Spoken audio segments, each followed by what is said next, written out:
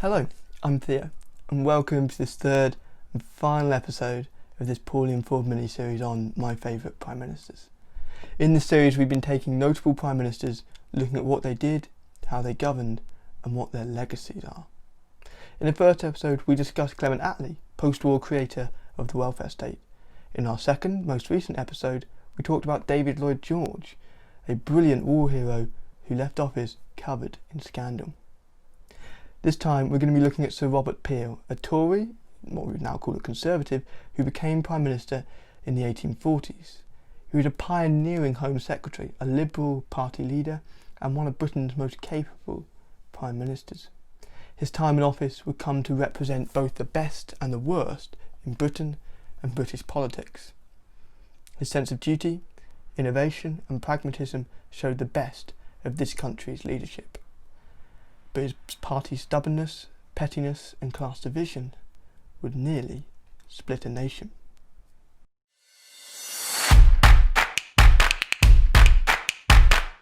Robert Peel was just 22 when he took up his first government post as War and Colony Secretary in 1810. Not 2 years later he became Chief Secretary to Ireland, and at just 34 years old he became Home Secretary in 1822. His maiden speech to the Commons was described as the best first speech since that of William Pitt, a legendary former Prime Minister. As Home Secretary, Peel reformed jails, he overhauled a complicated and heavy-handed criminal law, and his crowning achievement was the forming of London's first police force, the Metropolitan Police, which would soon become a model of urban policing. Peel wasn't even 40, and he'd already taken on the complex legislation and faced Britain's severe crime problem head on. But larger issues were looming, notably Catholic emancipation. In 1800, the country of Ireland had joined the United Kingdom, and this union had caused incessant trouble ever since. Part of the problem was that Irish Catholics were not given the same rights as British Protestants.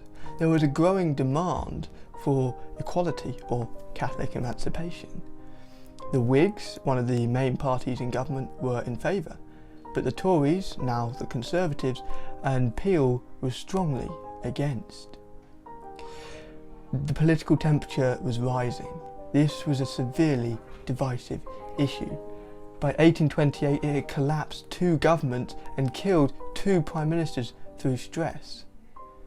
Eventually, war hero of Waterloo, Duke of Wellington, took over.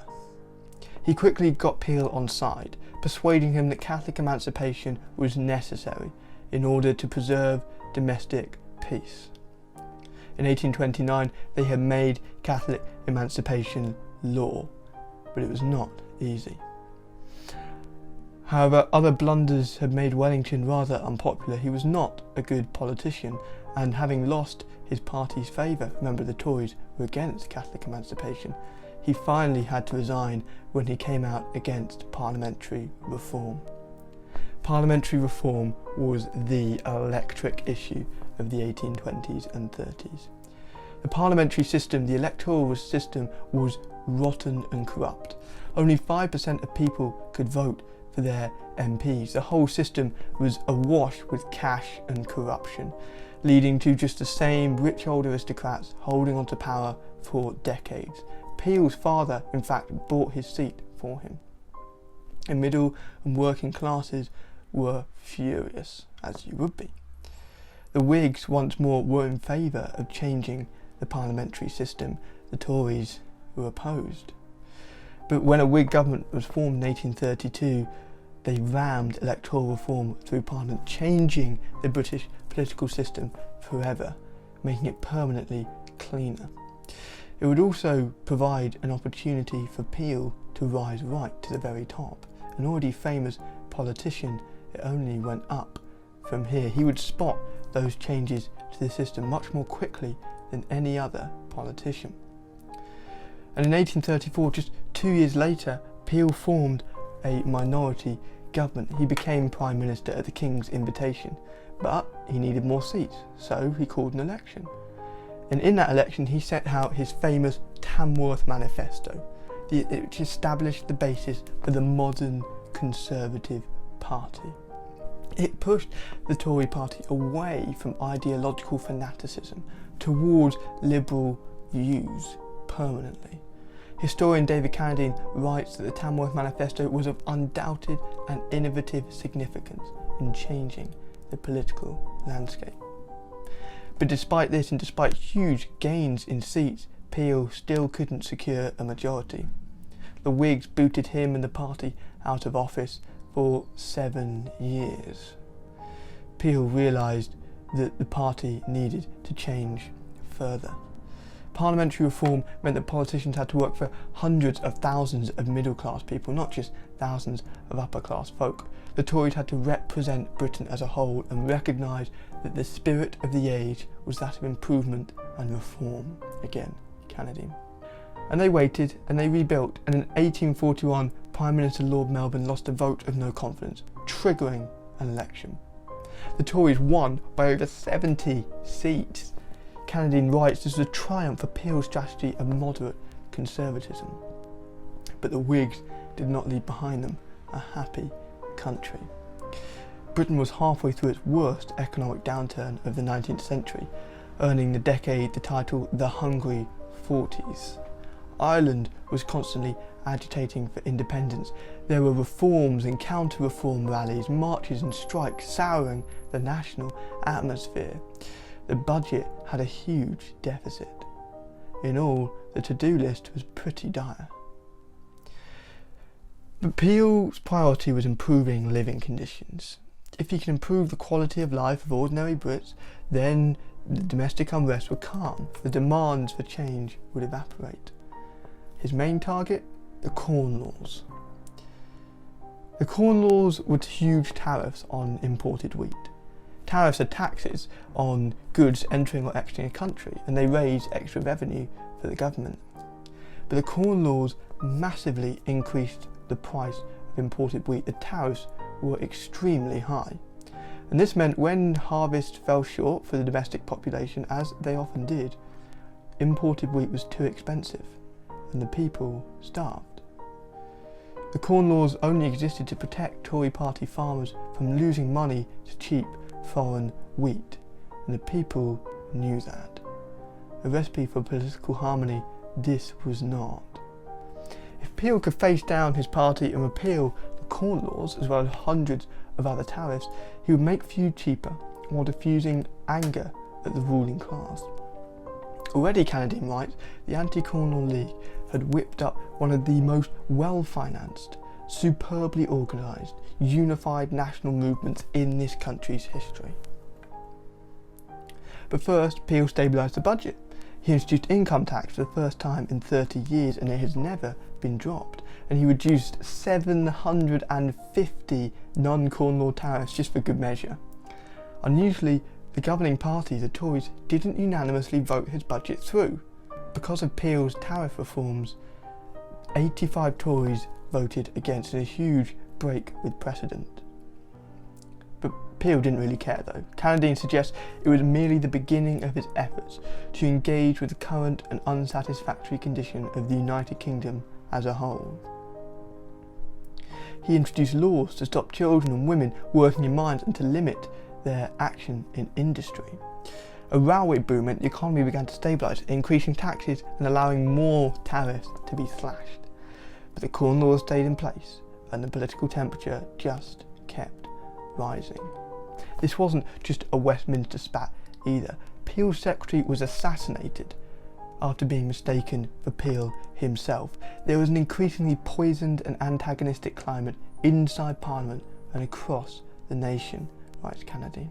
Peel was extremely popular among the people, but to his party and the rural interests, he was becoming a pariah. The Tory party knew well there was a gulf between them and the Prime Minister. They resented it. Peel could be shy, awkward, proud, with a chip on his shoulder from his new money upbringing. He could be autocratic, stubborn and quick to anger. But in the words of historian Norman Gash, he also had a first-class intellect, an exact memory and a great capacity for work, and he was a superb administrator and outstanding parliamentary debater. And unlike most administrators and detail people, Peel was excellent at seeing the bigger picture. He'd seen how parliamentary reform would change the political game. He saw how free trade and tariff reform would improve Britain's economy in the long run. He changed his beliefs on Catholic emancipation, electoral reform and tariffs, not for political advantage, but because he genuinely changed his mind. Peel's actions and beliefs chime exactly with Britain at its best. Moral, pragmatic, innovative and bound by duty. As Prime Minister, Peel was perhaps becoming the best of Britain. The same could not be said of the Tory party, mired in a narrow-minded squabble over self-interest. Peel considered Tory MPs intellectually negligible and excessively partisan. In huge debates on Corn Law repeal, prominent Tories, including future Prime Minister Benjamin Disraeli, ripped into Peel, using sarcasm and wit to humiliate their party leader. Perhaps they were the worst of Britain. Petty, partisan, sarcastic, embracing of class division. The issue of Corn Law repeal took on a new urgency in 1845 when, in Ireland, a bad potato harvest was compounded by the appearance of a blight. The result was a social calamity. It was the beginning of Ireland's Great Famine, where a region of the United Kingdom was left to starve as a new disease destroyed potato stocks throughout the country. Peel saw Corn Law abolition as a way of flooding cheap wheat into the country and providing Irish with an alternative source of food. But when he moved it into Parliament in the final vote, Peel lost 2/3 of Tory MPs. He relied on Whig support to get the bill through, only after hours of humiliating, excruciating attacks from his own side, as Tory MPs laughed at the man who had led them into power. But the Corn Laws were done. Tensions decreased, living standards rose. Peel became idolised by the working and middle classes.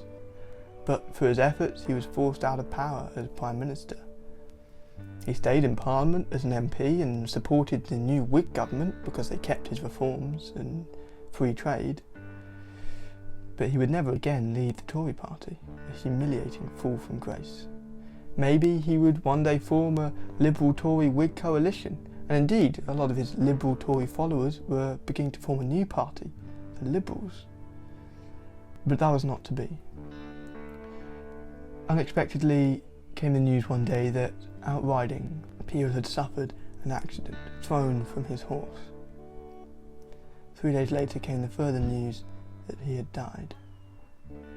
Robert Peel was, in many ways, the statesman of the mid-Victorian era and one of the best of the Prime Ministers. He was highly skilled in both creating and implementing solutions in detail and strategy. He believed he was Prime Minister for the British people, not the party. He showed courage in allowing his beliefs to change on the biggest issues of the day, and he displayed determination in pushing reforms over the line despite his own party abandoning him. His budget measures and Corn Law appeals made him, according to Gash, the architect of the mid-Victorian age of stability and prosperity he did not live to see. One of his followers, later a legend of a Prime Minister, Sir William Gladstone, later called him the best man of business who was ever Prime Minister. His practical, creative approach to problems, his commitment to public duty, addressing of moral wrongs, his fundamental decency and determination for change all show the best of Britain and British politics. But in facing down his party of ultra-conservatives, he faced the worst of Britain and British politics. Pettiness, bitter grudges, class division. The Tory party in the 1840s was Britain at its lowest, letting the poor starve to defend its own interests. It took great courage, determination and morality to overcome those interests. It took Robert Peel. thank you very much for watching this third and final episode of our Prime Minister's mini-series. Really hope you enjoyed them.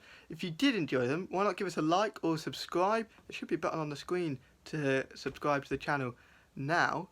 If you want to check out more about Robert Peel, a very interesting Prime Minister, a very busy period in politics, there are some resources and references in the description to take that further. If you want to follow us on social media, that's also all in the description. So click on those, give us a like, see what we get up to behind the screen, behind the scenes. And thank you as always to Lewis for editing this, and to the poorly informed guys Max, Will and Peter for their support.